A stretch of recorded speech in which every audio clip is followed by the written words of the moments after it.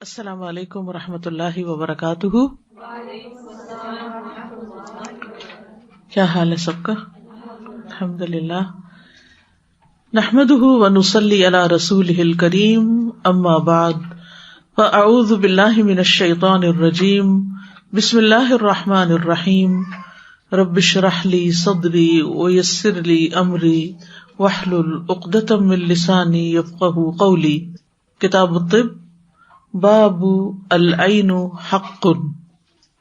باب نظر لگنا برحق ہے، یعنی نظر لگتی ہے. یہ ایک ایسی حقیقت ہے جو ثابت شدہ ہے، واقع شدہ ہے، ایسا ہوتا ہے. نظر کا لگ جانا سچ ہے، حق ہے. حدثنا اسحاق بن نصر حدثنا عبد الرزاق عن معمر عن حمام عن ابی ہریرہ رضی اللہ عنہ عن النبی صلی اللہ علیہ وسلم قال العین حق ونہا عن الوشم. ابو ہریرہ رضی اللہ عنہ کہتے ہیں کہ رسول اللہ صلی اللہ علیہ وسلم نے فرمایا نظر لگنا برحق ہے اور آپ نے سرما بھرنے سے منع کیا، گودنے لگوانے سے منع کیا، ٹیٹوز کروانے سے منع کیا. اب سوال یہ پیدا ہوتا ہے کہ ایک چیز کا ذکر پہلے کیا گیا نظر لگنے کا، اور اس کے بعد سرما بھرنے کی بات کی گئی، تو ان دونوں کا آپس میں کیا تعلق ہے؟ وشم جو ہے یہ دراصل اللہ کی خلقت کو تبدیل کرنا ہے، یعنی اب اسکن کے کلر کو تبدیل کرنا، اس کے اوپر اپنی طرف سے پرماننٹلی کچھ ایسی چیزیں بنا دینا یا ان کے نشان لگا دینا جو ہمارے دین میں منع ہے. اور وشم کے ذریعے کسی چیز کو مزین بھی کیا جاتا ہے. بعض لوگ پرماننٹلی اپنے جسم کے کسی حصے کا رنگ تبدیل کروا لیتے ہیں. تو اگر کسی چیز کو ایکسٹرا خوبصورتی دی جاتی ہے تو وہ چیز نظر بد کا باعث بھی بن سکتی ہے. یعنی خاص طور پر اگر ٹیٹوز وغیرہ یا ایسی چیزیں جسم کو مزید مزین کرنے کے لیے بنائے جائیں تو وہ بھی نظر بد کا ذریعہ بن سکتے ہیں. جس انسان کا اخلاق برا ہوتا ہے، جو بہت خوبصورت نہیں ہوتا، تو عموماً اس کو نظر نہیں لگتی، کیونکہ لوگ اس سے جان چھڑانا چاہتے ہیں اور اس جیسی عادات اپنانا نہیں چاہتے. لیکن اگر کوئی انسان خوبصورت ہو اور اسی طرح اس کی ناک یا آنکھ یا کان، ان کے نقش بھی خوبصورت ہوں، اور پھر اگر کسی مصنوعی طریقے سے ان کو اور زیادہ خوبصورتی بخشی گئی ہو تو یہ چیز نظر لگانے کا باعث بن سکتی ہے. اسی لیے علماء کہتے ہیں کہ جو انسان پہلے سے خوبصورت ہو، یعنی آلریڈی خوبصورت ہے، وہ اس بات سے ڈرتے ہوئے کہ اسے نظر نہ لگے، اسے مزید اپنی بہت خوبصورتی میں اضافہ نہیں کرنا چاہیے. تو نظر بد کی حقیقت کیا ہے، اس کے بارے میں کچھ چیزیں پہلے دیکھتے ہیں. پہلی بات تو وہی جو ابھی آپ نے پڑھی کہ العین حق، اس میں کوئی شک نہیں کہ نظر کا لگ جانا یا نظر بد کا لگ جانا برحق ہے. اور جو کوئی اس کا انکار کرتا ہے کہ نظر کچھ نہیں اور نہیں لگتی، تو وہ ایک ثابت شدہ چیز جو احادیث سے ثابت ہے اس کا انکار کرتا ہے. تو ایسے شخص کو اپنی اس سوچ سے توبہ کرنی چاہیے اور اس سے تبدیل کرنا چاہیے، کیونکہ نبی صلی اللہ علیہ وسلم نے نظر کے اثرات کا ذکر کیا ہے. نظر کیوں لگتی ہے؟ عام طور پر جب انسان کسی کی خوبی دیکھتا ہے، کسی کی خوبصورتی دیکھتا ہے، کسی پر کوئی نعمت اور اللہ کا فضل دیکھتا ہے تو اس کے دل میں حسد پیدا ہو جاتا ہے. تو انسان اپنے ارادے اور خواہش اور توجہ کے ذریعے دوسروں پر پھر اثر انداز ہوتا ہے. تو جب انسان کے دل میں حسد آتا ہے تو اس کا ارادہ بھی برا ہو جاتا ہے، اس کی نیت خراب ہوتی ہے.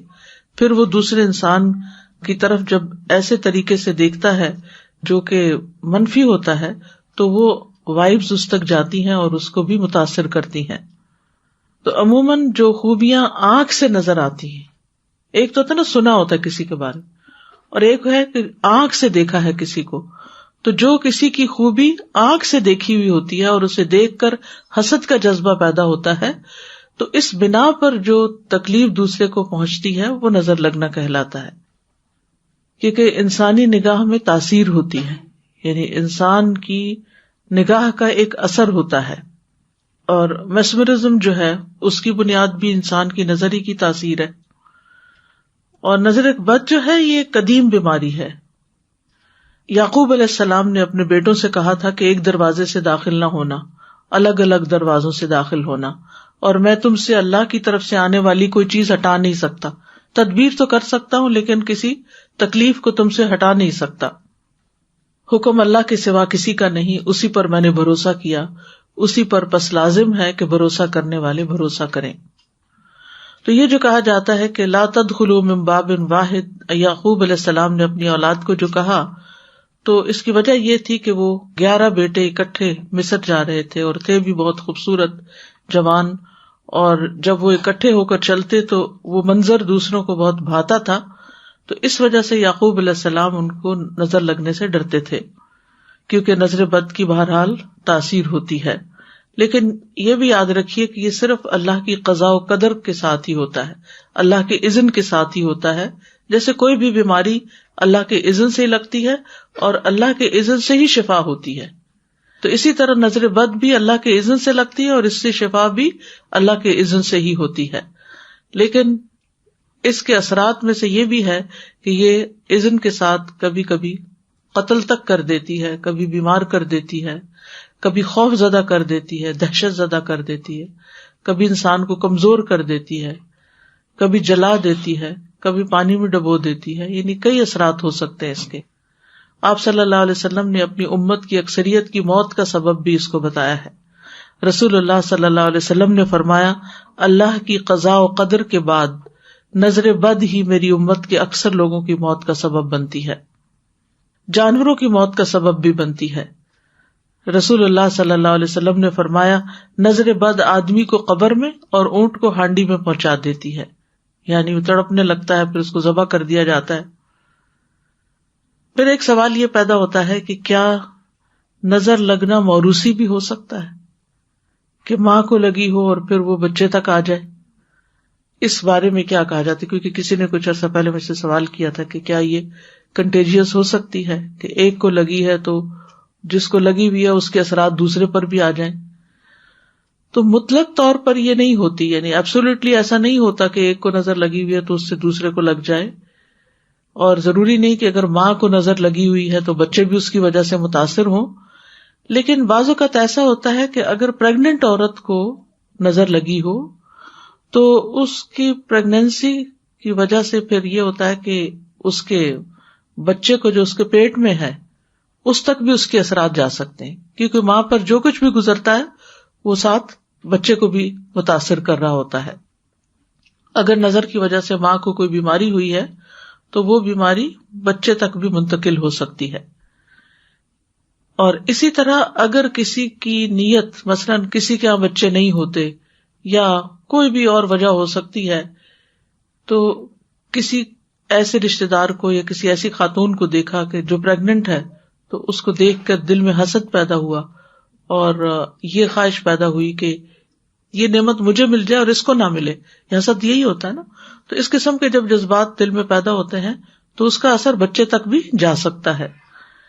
اور خاص طور پر اگر جادو کرتے ہوئے یا نظر لگاتے ہوئے نیت ماں اور بچہ دونوں ہو تو اس صورت میں یہ اثرات ہو سکتے ہیں. اور اس بات کی تائید اس سے بھی ہوتی ہے جس طرح ایک حدیث میں آتا ہے کہ یہود نے مسلمانوں پر جادو کیا تاکہ ان کے بچے نہ ہوں. یہ حدیث صحیح بخاری میں ہے. اسماء بنت ابی بکر کہتی ہیں کہ وہ عبداللہ بن زبیر سے مکہ ہی میں حاملہ ہو گئی تھی. انہوں نے کہا، پھر میں جب ہجرت کے لیے نکلی تو ولادت کا وقت قریب تھا. مدینہ پہنچ کر میں قباء میں اتری اور یہیں عبداللہ بن زبیر پیدا ہو گئے. میں رسول اللہ صلی اللہ علیہ وسلم کی خدمت میں بچے کو لے کر حاضر ہوئی اور اسے آپ کی گود میں رکھ دیا.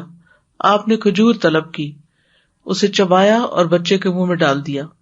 چنانچہ پہلی چیز جو اس بچے کے پیٹ میں گئی وہ رسول اللہ صلی اللہ علیہ وسلم کا لعاب دہن تھا. پھر آپ نے کھجور سے تہنیک کی اور اس کے لیے برکت کی دعا فرمائی. یہ سب سے پہلا بچہ اسلام میں پیدا ہوا. صحابہ اس سے بہت خوش ہوئے کیونکہ ان کو کہا جا رہا تھا کہ یہودیوں نے مسلمانوں پر جادو کر دیا ہے، اس لیے اب تمہارے ہاں کوئی اور بچہ پیدا نہیں ہوگا.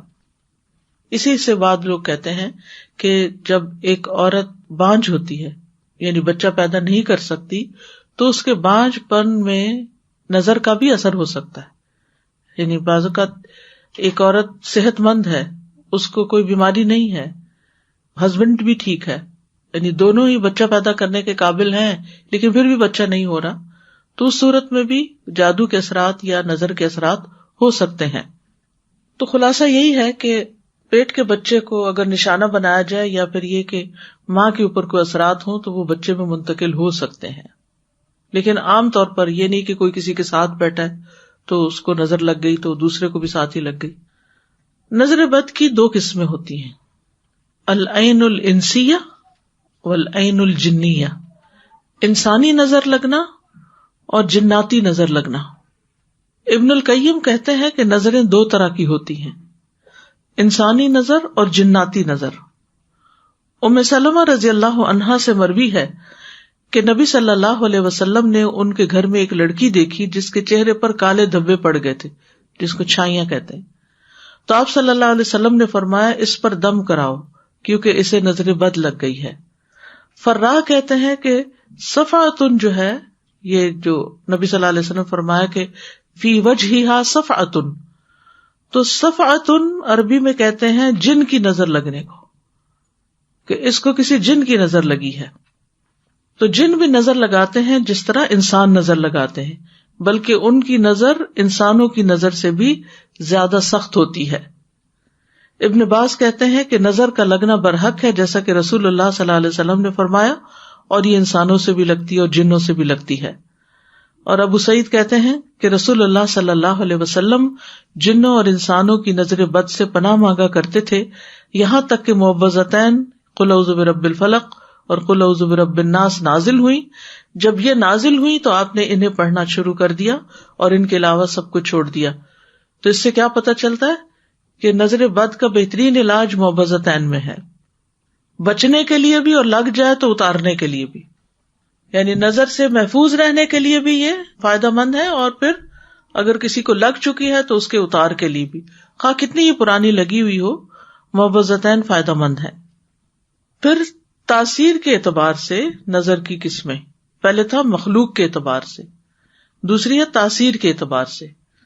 سب سے پہلے خوشی یا تعجب والی نظر، العین المعجبہ، یعنی تعجب والی، کسی چیز کو دیکھ انسان کہ ہائے یہ اس کے پاس کیسے آ گیا، یہ کتنا اچھا ہے، یعنی کہ وہ نیت بری نہ بھی ہو لیکن انسان ایک دم جو حیرت کی نگاہوں سے دوسرے کو دیکھتا ہے تو اس سے بھی نظر کا اثر ہو سکتا ہے۔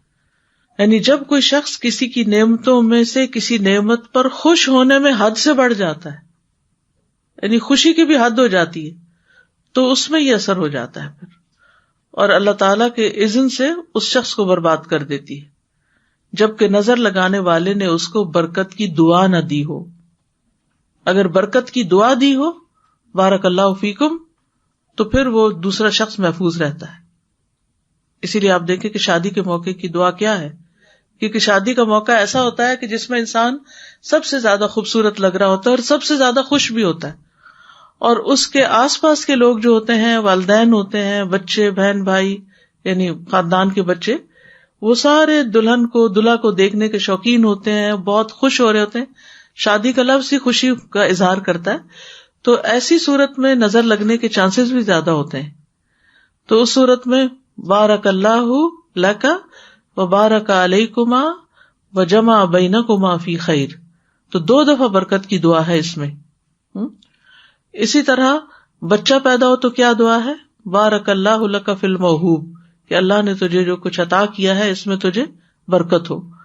اسی طرح سورۃ الکہف میں آتا ہے ولولا اذ دخلت جنتک قلت ما شاء اللہ لا قوۃ الا باللہ، جب تو اپنے باغ میں داخل ہوا، یعنی خود اپنے باغ میں، تو یہ کیوں نہ کہا کہ جو اللہ نے چاہا، کچھ قوت نہیں مگر اللہ کی مدد سے، یعنی لا حول ولا قوۃ الا باللہ بھی پڑھ سکتے ہیں، ماشاء اللہ لا قوۃ الا باللہ، کیونکہ انسان بعض اوقات اپنی ہی چیز کو، اپنی ہی شکل کو اور اپنے ہی لباس کو اور اپنے ہی گھر کو اور اپنے ہی بچوں کو دیکھ کر بھی حد سے زیادہ خوش ہو جاتا ہے، تو وہ نظر بھی لگ سکتی ہے۔ اسی لیے بعض محبت کرنے والوں کی نظر بھی لگتی ہے، کیونکہ وہ بہت زیادہ خوشی اور تعجب کے ساتھ دیکھ رہے ہوتے ہیں۔ ابن حجر رحمۃ اللہ علیہ کہتے ہیں، جو بخاری کے شارح ہیں، نظر کبھی خوشی اور تعجب کی صورت میں بھی لگ جاتی ہے، اگرچہ وہ حسد کے بغیر ہی ہو. اس میں ضروری نہیں کہ حسد ہو، وہ محبت ہوتی ہے. اگرچہ وہ کسی محبت کرنے والے کی طرف سے ہو، اگرچہ وہ نیک آدمی کی طرف سے ہو، اور اگر کسی آدمی کو کوئی چیز اچھی لگے تو اس کو فوراً اس چیز کے لیے برکت کی دعا کرنی چاہیے جو اس کو اچھی لگی ہے، تو یہ اس کی طرف سے دم ہی ہو جائے گا. یعنی اس نے لگائی، ساتھ ہی پڑھ دی، دم ہو گیا، اثرات ختم ہو گئے. پھر ہے حسد کرنے والے کی نظر، جو ایک خبیث نفس سے نکلتی ہے. اس نظر کا مالک بھی خبیث ہوتا ہے، اور اس میں مقصد ہوتا ہے کہ نعمت زائل ہو جائے، یعنی جو ملا ہے کسی کو وہ اس سے چھن جائے، ختم ہو جائے. جیسے اہل کتاب مسلمانوں سے حسد کرتے تھے. وَدَّ كَثِيرٌ مِّنْ أَهْلِ الْكِتَابِ لَوْ يَرُدُّونَكُم مِّن بَعْدِ إِيمَانِكُمْ كُفَّارًا حَسَدًا مِّنْ عِندِ أَنفُسِهِمْ. بہت سے اہل کتاب چاہتے ہیں کاش وہ تمہیں تمہارے ایمان کے بعد پھر کافر بنا دیں، اپنے دلوں کے حسد کی وجہ سے. پھر ایک نگاہ ہوتی ہے العین المؤثرۃ بتأثیر مرضی، بیمار کر دینے والی نظر. تو کتنی ہو گئی؟ محبت والی ہو گئی، حسد والی ہو گئی، تعجب والی ہو گئی، بیمار کرنے والی. تو یہ وہ نظر ہے جو انسان کو بیمار کر دیتی ہے، اور اس کے وجہ سے انسان کے جسم میں مختلف طرح کی بیماریاں ظاہر ہونے لگتی ہیں. ابو ذر رضی اللہ عنہ سے روایت ہے کہ رسول اللہ صلی اللہ علیہ وسلم نے فرمایا، بے شک نظر بد آدمی کو اللہ کے حکم سے دیوانہ کر دیتی ہے. اس سے پتہ یہ چلتا ہے کہ جسمانی بیماری بھی ہو سکتی ہے اور ذہنی بیماریاں بھی اس کی وجہ سے ہو سکتی ہیں. اسی طرح العین المعطلہ، معطل کر دینے والی نظر، عضو کو بیکار کر دینے والی نظر. اور یہ نظر کی اقسام میں سے ہے کہ اس کی وجہ سے کسی خاص حصے پہ نظر لگتی ہے، مثلا بازو پہ یا ہاتھ پہ یا ٹانگ پہ یا آنکھ پہ، تو وہ کام کرنا چھوڑ دیتا ہے، سن ہو جاتا ہے، نم ہو جاتا ہے، یا اکڑ جاتا ہے، یا اس میں کوئی تکلیف ہو جاتی ہے کہ وہ عضو کام نہیں کرتا. پھر العین القاتلہ اب الناریہ، سمیہ اور ناریہ، مہلک نظر، زہریلی نظر، آگ والی نظر. یہ نظر کی اقسام میں سے وہ قسم ہے جو نظر لگنے والے کو شدید تاثیر کی وجہ سے قتل کی طرف لے جاتی ہے، جو زہریلے اثرات کی وجہ سے ہوتی ہے جو اس نظر سے نکل رہے ہوتے ہیں. اسمعی کہتے ہیں کہ میں نے ایک آدمی کو دیکھا جس کی نظر بہت کثرت سے لگتی تھی، کہ اس نے کسی گائے کے متعلق سنا تو اس کو اس کے دودھ کی دھار کا نکلنا اچھا لگا، تو اس نے کہا ان میں سے کون سی گائے ہے؟ تو انہوں نے گائے سے توریہ کرتے ہوئے کہا کہ وہ تو فلاں گائے، یعنی کسی اور گائے کا کہہ دیا، اصل گائے کا نام نہیں لیا کیونکہ ان کو پتا تھا کہ یہ نظر نہ لگ جائے اس کی کہیں. تو وہ دونوں گائے ہلاک ہو گئی، یعنی جس کے متعلق توریہ کیا گیا اور جس سے توریہ کیا گیا. پھر اسماء یہ بھی کہتے تھے جب میں کوئی ایسی چیز دیکھتا ہوں جو مجھے اچھی لگتی ہے تو میں محسوس کرتا ہوں کہ میری آنکھوں سے ایک تپش اور حرارت برآمد ہوتی ہے. یعنی وہ اپنے بارے میں بھی کہتے ہیں کہ جب میں کسی چیز کو دیکھتا ہوں تو لگتا ہے کہ میری آنکھوں سے حرارت نکل رہی ہے. نظر کے سلسلے میں یہ بات یاد رکھنی چاہیے کہ جو کچھ ہوتا ہے اللہ کے حکم سے ہوتا ہے. ما اصاب من مصیبت الا باذن اللہ ومن یؤمن باللہ یہد قلبہ واللہ بکل شیء علیم. جو مصیبت بھی آتی ہے وہ اللہ کے اذن ہی سے آتی ہے، اور جو شخص اللہ پر ایمان لائے تو اللہ اس کے دل کو ہدایت بخشتا ہے، اور اللہ ہر چیز کو جاننے والا ہے. عبداللہ بن مسعود نے اس آیت وَمَن يُؤْمِن بِاللَّهِ يَهْدِ قَلْبَهُ کے بارے میں فرمایا کہ یہ وہ شخص ہے کہ اگر اس پر کوئی مصیبت آ پڑے تو اس پر بھی راضی رہتا بلکہ سمجھتا کہ یہ اللہ ہی کی طرف سے ہے. ہر بیماری یا تکلیف تقدیر کا حصہ ہوتی ہے، یعنی وہ ہمارے لیے لکھی گئی ہوتی ہے.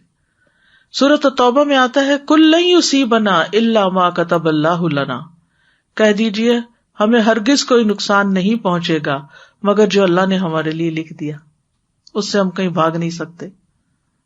ابن عباس کہتے ہیں نبی صلی اللہ علیہ وسلم نے فرمایا کہ نظر لگنا برحق ہے، اگر کوئی چیز تقدیر پر غالب ہو سکتی ہے تو وہ نظر بد ہے. یعنی تقدیر پہ اگر کوئی چیز غالب ہو سکتی ہے تو نظر بد ہے. نظر کیوں لگتی ہے؟ جب انسان اذکار اور تلاوت وغیرہ میں کمی کرتا ہے اور اپنے لیے پروٹیکشن نہیں رکھتا. ابن القیم رحمہ اللہ کہتے ہیں نظر بد ایک قسم کے تیر ہوتے ہیں جو محسود کی اور معیون کی طرف حاسد یعنی حسد کرنے والے اور عائن نظر لگانے والے کے نفس سے نکلتے ہیں. اس کے اندر سے ایک چیز نکلتی ہے, کبھی ان کا نشانہ لگ جاتا ہے, کبھی خطا ہو جاتا ہے. پھر اگر یہ تیر اس کو ننگا پاتے ہیں اور بچاؤ کا کوئی سامان نہیں, یعنی اذکار عبادات کی ذرا نہیں, اور یہ کہ وہ صبح و شام کے اذکار کی حفاظت کرنے والا نہیں, تو یہ تیر اس کو لگ جاتے ہیں اور اس پر اثر انداز ہو جاتے ہیں. لیکن اگر کسی نے ڈھال پہنی ہوئی ہے یا رکھی ہوئی ہے سامنے, یا اپنا لباس پراپر لیا ہوا ہے, تو اس سے پھر جاتی ہے. پھر اسی طرح بعض اوقات یہ بھی ہوتا ہے کہ آپ نے اذکار بھی پڑھ لیے, قرآن بھی پڑھ لیا, نمازیں بھی پوری تھی, پھر بھی تکلیف پہنچ گئی, تو یہ امتحان اور آزمائش کے لیے ہوتی ہے. ابن قیم ہی کہتے ہیں, سید الفوائد میں ان کی کتاب ہے, اور جب وہ قرآن کی تلاوت اور اذکار کے ساتھ محفوظ ہو چکا ہو اور اپنے دین کے احکامات کی حفاظت کرنے والا ہو, تو پھر اس میں سے تیروں کے گزرنے کا راستہ نہیں ہوتا اور وہ اس پہ اثر انداز بھی نہیں ہوتے, بلکہ تیر چلانے والوں کی طرف واپس جاتے ہیں. لیکن جب اللہ کسی بندے کے ساتھ ایسے کام کا ارادہ کر لیتا ہے جو پہلے سے ہی طے شدہ ہوتا ہے, تو آزمائش اور امتحان کے لیے اس کے اذکار کو بھلا دیتا ہے. اذکار پھر بھول جاتے ہیں. کبھی ایسا ہوتا ہے نا, انسان اپنی روٹین میں تھوڑا سا بھی آگے پیچھے ہو تو وہ ذہن سے ہی بات نکل جاتی ہے, تو وہ بھی اس میں بھی ایک حکمت ہوتی ہے. نظر بد کی علامتیں کیا ہوتی ہیں, یعنی یہ بھی جاننے کی ضرورت ہے کہ کیسے پتا چلے کہ نظر لگی ہوئی ہے علاج کرتے وقت. کبھی ایسا ہوتا ہے کہ جس کو نظر بد لگتی ہے وہ اپنے خواب میں نظر لگانے والے کو دیکھنے لگتا ہے, یعنی خواب میں اس کو وہ نظر آ جاتا ہے, کسی ایسی شکل میں نظر آتا ہے کہ جیسے وہ کوئی تکلیف دے رہا ہو, یا اس سے دل گھبرا رہا ہو, یا فکر لگ رہی ہو, یا کچھ. بعض اوقات نظر کے اثر سے انسان بے ہوش ہونے لگتا ہے, غشی طاری ہونے لگتی ہے, اچانک ٹرامے میں چلا جاتا ہے, اور کبھی غشی میں بول بھی پڑتا ہے کہ فلاں نے نظر لگائی ہے, مجھے فلاں کی نظر لگی ہے. اور کبھی نظر لگانے والا ایسی بات کہہ دیتا ہے کہ نظر لگے ہوئے شخص کو پتا چل جاتا ہے کہ فلاں بات کہنے والے ہی کی نظر لگتی ہے. کیسے؟ مثلاً انسان نے کوئی اچھا کام کیا یا خود اپنے منہ سے نکل گیا کہ الحمدللہ 1 سال ہو گیا ہے کبھی تہجد قضا نہیں ہوئی. پھر کیا ہوتا ہے اگلے دن ہی اٹھ نہیں سکتے آپ. ایسے تجربے ہوئے آپ کے ساتھ کہ آپ ایک نیکی کا کام یا کوئی خیر کا بہت ریگولرلی کر رہے ہوں, اور پھر آپ نے کسی وقت اس نعمت کا اظہار کر دیا کسی گروپ آف پیپل کے سامنے, تو کیا ہوا؟ اس کے بعد کام ہی رک گیا, وہیں رکاوٹ آ گئی. تو یہ بھی ایک یعنی وجہ انسان کو خود بھی پھر سمجھ آ جاتی ہے کہ میرے اپنے منہ کا بول تھا اور میرا اپنا ہی کہا ہوا سامنے آیا ہے, لہذا انسان پھر اس وقت علاج بھی سوچے. کبھی ایسا بھی ہوتا ہے کہ اچانک صحت مند ترین انسان جو ہے وہ سخت بیماری کا شکار ہو جاتا ہے, جیسے کوئی اٹیک ہو جاتا ہے اس کو, یا فٹ پڑنے لگتا ہے. اور اس بارے میں سلسلہ صحیح میں ایک روایت آتی ہے, عبداللہ ابن عامر سے مروی ہے, وہ کہتے ہیں کہ عامر بن ربیعہ اور سہل بن حنیف دونوں غسل کے ارادے سے نکلے, وہ کوئی اونٹ تلاش کر رہے تھے. عامر کہتے ہیں تو سہل نے اپنے اوپر سے اون کا جبہ اتارا, جب میں نے اسے دیکھا تو اسے میری نظر لگ گئی. وہ پانی میں اتر کر نہانے لگ گیا. میں نے پانی میں اس کے بڑبڑانے کی آواز سنی تو میں اس کے پاس آیا, اسے 3 دفعہ آواز دی لیکن اس نے جواب نہیں دیا. پھر میں نبی صلی اللہ علیہ وسلم کے پاس آیا اور آپ کو ساری بات بتائی. آپ تشریف لائے اور پانی میں اندر گئے, گویا میں اب بھی آپ کی پنڈلیوں کی سفیدی دیکھ رہا ہوں. آپ نے اس کے سینے پر 3 دفعہ ہاتھ مارا اور پھر یہ دعا دی, اللہم اذہب عنہ حرہا و بردہا و وصبہا, اے اللہ اس کی گرمی اور سردی اور اس کی بیماری لاغری دور کر دے. پھر رسول اللہ صلی اللہ علیہ وسلم کھڑے ہوئے اور فرمایا, جب کسی کو اپنے بھائی کا وجود یا اس کا کوئی مال پسند آئے تو اس کے لیے برکت کی دعا کرے, کیونکہ نظر لگ جانا برحق ہے. کبھی چہرے پہ دھبے پڑ جاتے ہیں, جیسے پیچھے حدیث آپ کو سنائی کہ حضرت ام سلمہ کے گھر میں ایک لڑکی تھی جس کے چہرے پر چھائیاں تھی, تو آپ نے فرمایا اس کو دم کرواؤ, جسے نظر بد لگی ہے. کبھی بچوں کا بلا وجہ روتے چلے جانا, کھایا پیا سب کچھ ملا، بس رو رو کرتے ہی جا رہے، چپ ہی نہیں ہو رہے، بے چین ہیں، ڈسٹرب ہیں، اپسٹ ہیں. حضرت عائشہ کہتی ہیں ایک مرتبہ نبی صلی اللہ علیہ وسلم تشریف لائے تو ایک بچے کے رونے کی آواز سنی، تو آپ صلی اللہ علیہ وسلم نے فرمایا تمہارا یہ بچہ کیوں رو رہا ہے؟ کیا تم نے اس کو نظر بد کا دم نہیں کروایا؟ یعنی کبھی کبھی تو بچے روتے ہی ہیں کہ بھوک لگے یا گیلے ہو جائیں یا اور کچھ، لیکن عادت ہی ہو جائے رونے کی. اور آپ کہتے ہیں یہ پہلے تو کبھی ایسے نہیں کرتا تھا، یہ کوئی انوکھی بات ہو گئی ہے کہ اس کا رونا ہی نہیں رکتا. تو ایسی صورت میں نظر بد کا دم کرنا چاہیے. پھر بچوں کا کمزور ہونا، بعض بچے بالکل سوکھ جاتے ہیں. آپ صلی اللہ علیہ وسلم نے اسماء بنت امیس رضی اللہ عنہا سے کہا کیا بات ہے کہ میں اپنے بھائی یعنی جعفر کے بیٹوں کے جسموں کو دبلا پتلا دیکھ رہا ہوں، کیا انہیں فقر و فاقہ ہے؟ انہوں نے عرض کیا نہیں، بلکہ نظر بہت جلد ان کو لگ جاتی ہے. آپ نے فرمایا انہیں دم کرو، تو میں نے آپ کے سامنے چند کلمات پیش کیے، آپ نے فرمایا انہیں دم کرو. یعنی جو بھی ایسے کلمات تمہارے پاس ہیں تمہیں معلوم ہے اللہ کا ذکر ہے، اس کے ساتھ دم کرو. اونچائی سے گرنا اور پھسلنا، رسول اللہ صلی اللہ علیہ وسلم نے فرمایا بے شک نظر بد آدمی کو اللہ کے حکم سے دیوانہ کر دیتی ہے، حتیٰ کہ بسا اوقات ایسا ہوتا ہے کہ وہ اونچی جگہ پر چڑھتا ہے اور وہاں سے گر پڑتا ہے جیسے کسی نے دھکا دے دیا ہو. ابن عباس سے مروی ہے کہ نبی صلی اللہ علیہ وسلم نے فرمایا نظر کا لگ جانا برحق ہے اور یہ اوپر چڑھنے والے کو پھسلا دیتی ہے. اب حفاظتی اقدام کیا ہیں؟ نمبر 1، نعمتوں کو چھپا کر رکھا جائے. فرمایا نبی صلی اللہ علیہ وسلم نے ضرورتوں کو پورا کرنے کے لیے ان کو رازداری میں رکھ کر مدد حاصل کرو، پس بے شک ہر صاحب نعمت حسد کیا جاتا ہے. بعض اوقات ہم دیکھتے ہیں کہ کوئی شخص دوسرے کی بہت مدد کرتا ہے، بچوں کے بعض اوقات کلاس فیلوز ہوتے ہیں ایک دوسرے کی مدد، یا کوئی ٹیچر یا کوئی، تو آپ خوشی خوشی اس کا ذکر کرتے اس کے تو اتنے اچھے دوست ہیں، اس کی تو ٹیچر ہی اتنی اچھی ہیں کہ ہر چیز میں اس کی ہیلپ کرتی ہیں. تو پھر کیا ہوتا ہے دوسروں کو تکلیف شروع ہو جاتی ہے کہ ہمارے بچے کی ٹیچر تو ایسی نہیں ہے. تو ایسی چیزیں بھی بعض اوقات تکلیف کا باعث بنتی ہیں. پھر اسی طرح پتہ چل جائے کہ کون حاسد ہے خاندان میں، رشتہ داروں میں یا میل جول کے لوگوں میں، تو اس سے محتاط رہیں، اس کے سامنے اپنے راز نہ کھولیں، اس سے مشورہ بھی نہ کریں، اس کی بظاہر دینداری بھی آپ کو دھوکے میں نہ ڈالے، کیونکہ حسد دین پر غالب آ جاتا ہے. بعض لوگ بظاہر دیندار ہوتے ہیں لیکن ساتھ ہی برے حاسد بھی ہوتے ہیں. پھر کوئی بھی چیز دیکھیں تو برکت کی دعا دیں. رسول اللہ صلی اللہ علیہ وسلم نے فرمایا اذا رأى احدكم من اخیہ او من نفسہ او من مالہ ما یعجبہ فلیبرکہ فإن العین حق. جب تم میں سے کوئی اپنے بھائی یا اس کی ذات یا اس کے مال میں ایسی چیز دیکھے جو اسے پسند آئے تو اسے برکت کی دعا دے، کیونکہ نظر کا لگنا برحق ہے. اپنا مال اچھا لگے تو کیا کہے ماشاء اللہ لا قوت الا باللہ. اور یہ سورۃ الکہف کی آیت سے لیا گیا.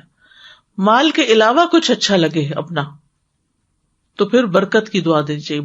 علیکا سامنے ہو، غائب ہو علیہ، اور اسی طرح اگر جمع ہے بارک اللہ علیکن، یا اگر کوئی سنگولر ہے تو بارک اللہ علیکا، یعنی برکت کی دعا کے صیغے بدل لیں. اور دنیا کی کسی چیز کے اچھا لگنے پر انسان کہے ان العیش عیش الاخرہ، بے شک عیش یا زندگی تو آخرت کی زندگی ہے. نظر بد کا علاج جو ہے وہ قرآن سے کرنا چاہیے، کیونکہ قرآن شفا ہے. قل هو للذین آمنوا ھدی وشفاء وننزل من القرآن ما هو شفاء ورحمۃ للمؤمنین ولا یزید الظالمین الا خسارا. آیت الکرسی پڑھنی چاہیے. البقرہ کا تو ہو گیا کہ البقرہ پڑھا کرو، کیونکہ اس کا پڑھنا باعث برکت ہے، چھوڑنا باعث حسرت ہے، اور جادوگر اس کو حاصل کرنے کی طاقت نہیں رکھتے. سورۃ البقرہ کی آخری 2 آیات پڑھنا. کون کون سی؟ ہاں، آمن الرسول بما انزل الیہ من ربہ والمؤمنون. معوذتین پڑھنا اور صبح و شام کے اذکار کی پابندی. پھر نظر بد سے اللہ کی پناہ لینا، ہر شر سے حفاظت کے لیے تعوذ پڑھنا. اللہم انی اسألک من الخیر کلہ عاجلہ وآجلہ ما علمت منہ وما لم اعلم واعوذ بک من الشر کلہ عاجلہ وآجلہ ما علمت منہ وما لم اعلم. ہر ناگہانی آفت سے حفاظت کے لیے تعوذ پڑھنا. اللہم انی اعوذ بک من زوال نعمتک وتحول عافیتک وفجاءۃ نقمتک وجمیع سخطک. ابراہیم علیہ السلام اور نبی علیہ السلام دونوں کا ایک مشترکہ دم ہے جو وہ بچوں پہ پڑھا کرتے تھے. نبی صلی اللہ علیہ وسلم حضرت حسن اور حسین پہ پڑھتے تھے اعوذکما بکلمات اللہ التامۃ من کل شیطان وہامۃ ومن کل عین لامۃ. پھر اسی طرح جبریل علیہ السلام بھی دم کرتے تھے. حضرت عائشہ کہتی ہیں کہ رسول اللہ صلی اللہ علیہ وسلم جب کبھی بیمار ہوتے تو جبریل علیہ السلام انہیں یہ پڑھ کر دم کرتے بسم اللہ یبریکا ومن کل داء یشفیکا ومن شر حاسد اذا حسد وشر کل ذی عین. ابو سعید کہتے ہیں کہ ایک مرتبہ جبریل علیہ السلام نبی صلی اللہ علیہ وسلم کی خدمت میں حاضر ہوئے. کہنے لگے اے محمد صلی اللہ علیہ وسلم کیا آپ بیمار ہیں؟ آپ نے فرمایا جی. تو جبریل نے کہا بسم اللہ ارقیک من کل شیء یؤذیک من شر کل نفس او عین حاسد اللہ یشفیک بسم اللہ ارقیک. پھر اسی طرح اور بھی تعوذات ہیں, بیماری سے شفا کی دعائیں ہیں, اور جس حصے میں نظر کا اثر ہوا ہو اس سے متعلق پھر دعائیں دیکھ بھال کے پڑھی جائیں, کیونکہ دعائیں تو بہت ساری ہیں. آیات شفا کا کارڈ جو ہے وہ بھی اس میں فائدہ دیتا ہے. اور نظر لگنے پر غسل بھی کیا جاتا ہے, یعنی جس کی لگی ہو اس سے غسل کروایا جاتا ہے یا وضو کروایا جاتا ہے. حدیث میں آتا ہے نظر بد لگنا برحق ہے, جب لوگ تمہیں غسل کرنے کا کہیں تو غسل کرو.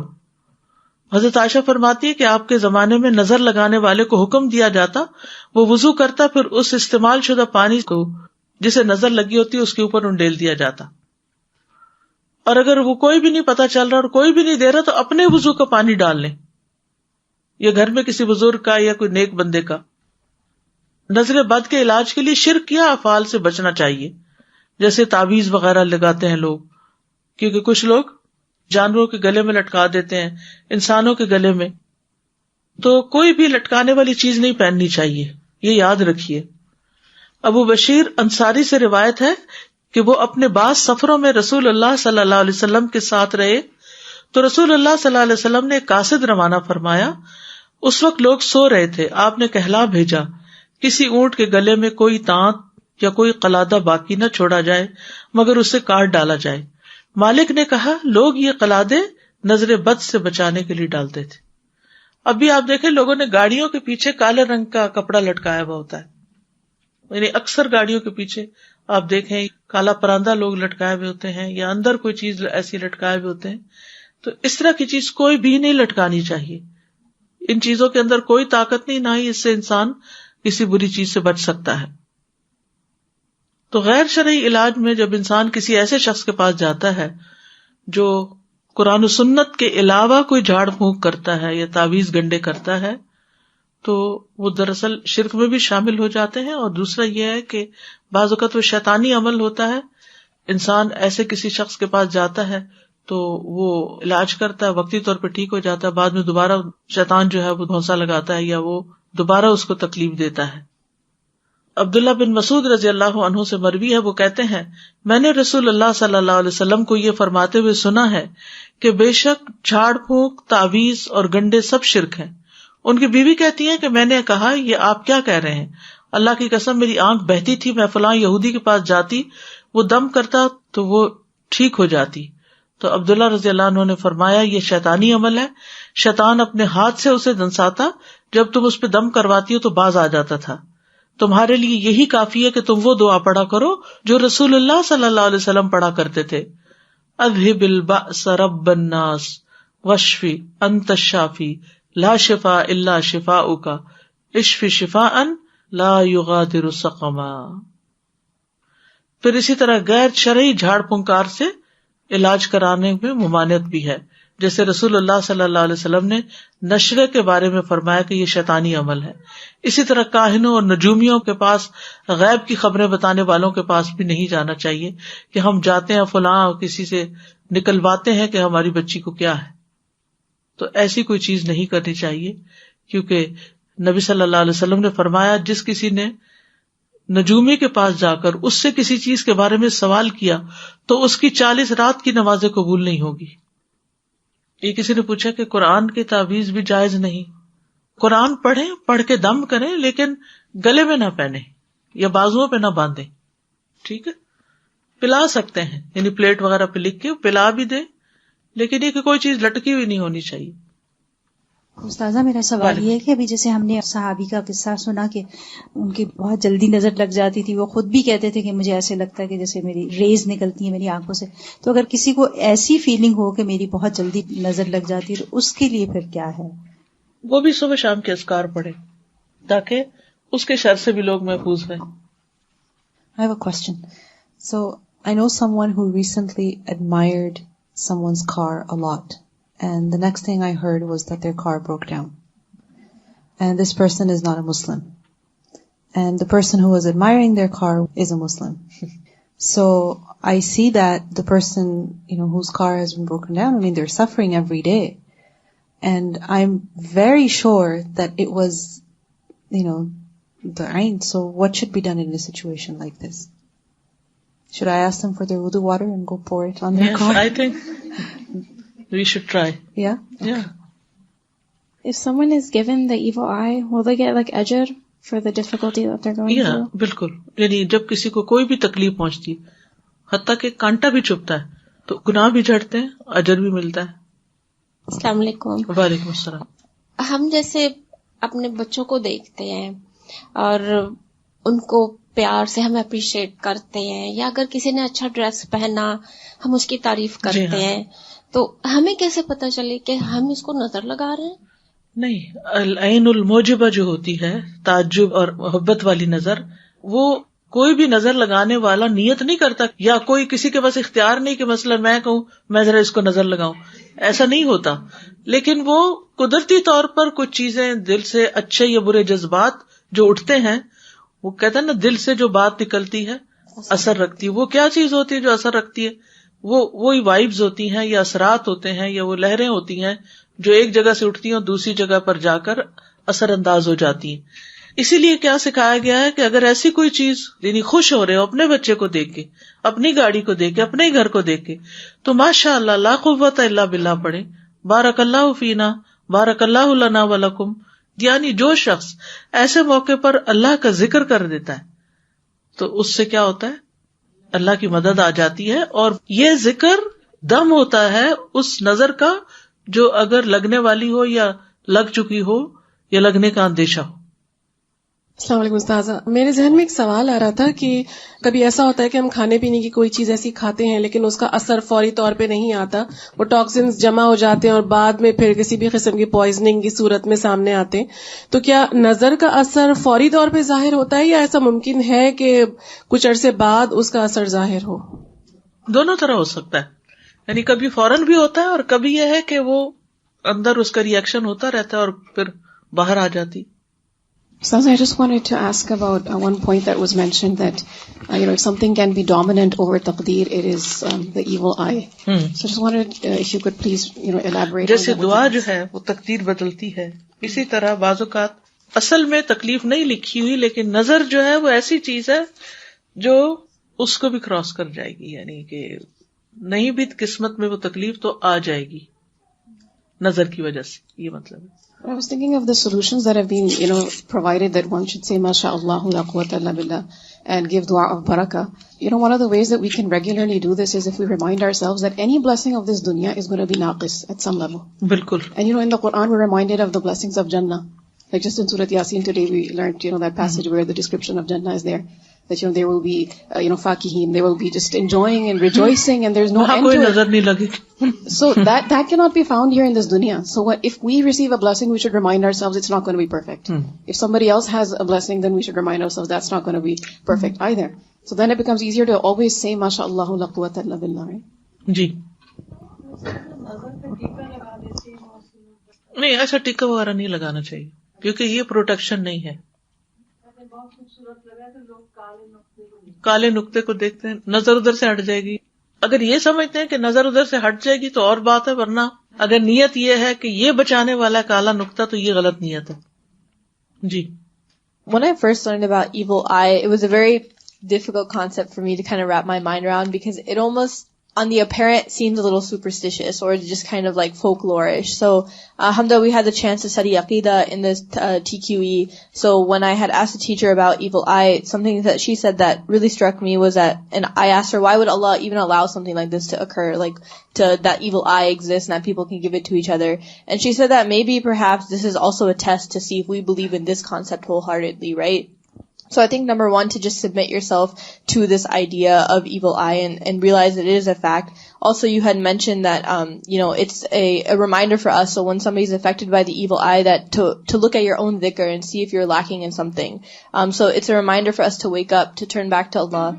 And also just to prove the healing ability of the Quran, right? So in one way you can look at it like negatively, or you could see it as a means to increase your yaqeen, because when you see the evil eye being then cured, then you're like, wow, Quran really is a shifa, Allah really is able to remove even this ailment. So I think it's a matter of perspective, that you could see this concept negatively and try and resist it, or you could submit to it and see it as more of an increase of yaqeen. یہی تو ایمان بالغیب ہے نا, کہ نقصان صرف وہ چیزیں نہیں دیتی جو سامنے نظر آ رہی ہیں, وہ بھی دے سکتی ہیں جو نظر نہیں آتی. Typically, like, for example, if a child is dressed up really nicely, but let's say they refuse to wear something on their hair, right? And so their hair is all messy.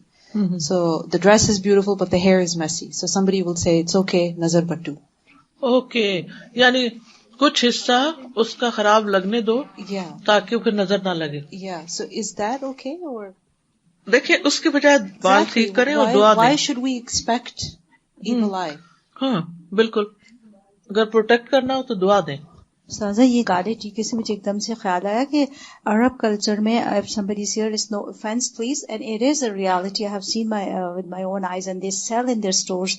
سازا ایک وہ stone ہے, اور سازا اس کو پھٹتے ہوئے میں نے دیکھا, میں نے, کیونکہ ان کا یہی بلیف ہے کہ جب نظر لگتی ہے تو یہ پھٹ جاتا ہے, یہ ٹوٹ جاتا ہے پتھر, and I have seen it. تو ابھی جیسے ابھی ہم ان کا سن رہے تھے نا کہ انہوں نے, کن کی وائف نے کہا کہ میں دم کراتی تھی یہودی سے اور میری آنکھ ٹھیک ہو جاتی, عبداللہ بن مسعود. جی, تو پھر یہ وہ بات ہوگی استاذہ.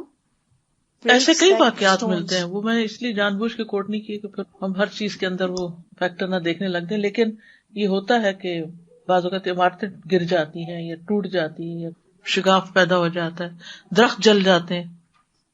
مجھ سے کسی نے ذکر کیا, ان کے گھر میں ایک بہت خوبصورت پودا تھا, تو ایک خاتون جو کبھی کبھار آتی ہیں اور دیکھتی تھی تو فنگس لگ گیا پودے کو. Ustaz, I feel like as a community we have a tendency to go on extremes with the concept of evil eye. On one hand, there are people who don't believe it. And on the other hand, there are people who are so focused on it that they can't let go of it. That anything that comes upon them, they're so anxious that this is the evil eye, that even if it is the evil eye, your anxiety is also harming you. And instead of focusing on what we have been told that we should seek protection from Allah and there's a means that we should go about it, we start focusing on ilmul ghaib, which we will never know about. Who did it? Where did it come from? And all of these unnecessary things, details that have no relevance on our life and in the end don't bring us closer to Allah.